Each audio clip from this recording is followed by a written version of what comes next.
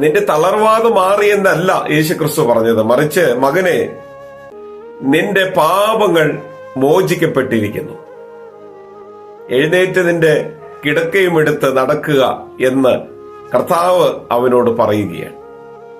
ഭൂമിയിൽ മനുഷ്യപുത്രന് പാപങ്ങളെ മോചിക്കാൻ അധികാരമുണ്ടെന്ന് യേശുക്രിസ്തു അതിലൂടെ തെളിയിക്കുകയും ചെയ്യുകയാണ്.